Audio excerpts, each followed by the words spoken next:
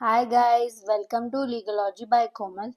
आज की वीडियो का टॉपिक है बीएसए 2023 का section 1 short title application and commencement.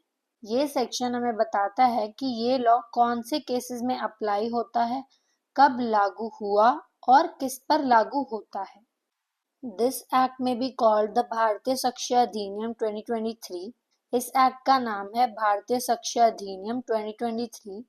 मतलब अब जब भी इंडियन एविडेंस लॉ की बात होगी तो भारतीय साक्ष्य अधिनियम 2023।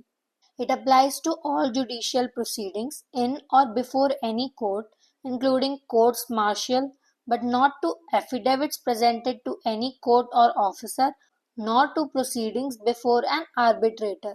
ये एक्ट हर जुडिशियल प्रोसीडिंग पर अप्लाई होता है, यानी कोर्ट के सामने होने वाली हर लीगल प्रोसेस पर अप्लाई होता है।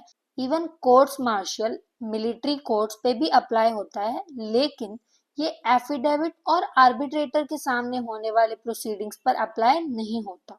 It shall come into force on such date as the central government may, by notification in the official gazette, appoint.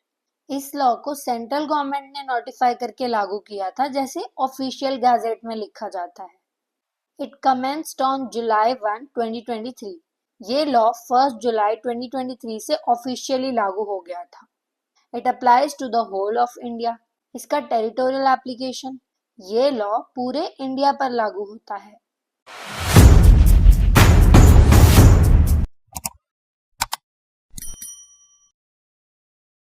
It does not apply to affidavits presented to any court or officer, nor to proceedings before an arbitrator, because affidavits are not evidence. अब affidavit पर ये law क्यों नहीं apply होता? Affidavit एक written statement होती है जो किसी भी मैटर को कंफर्म करता है, लेकिन ये बीएसए में नहीं माना जाता।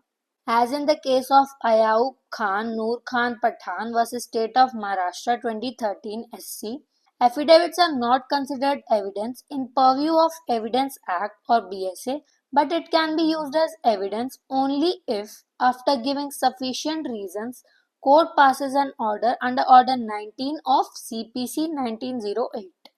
इस केस में सुप्रीम कोर्ट ने बोला था कि एफिडेविट अपने आप में एविडेंस नहीं होती।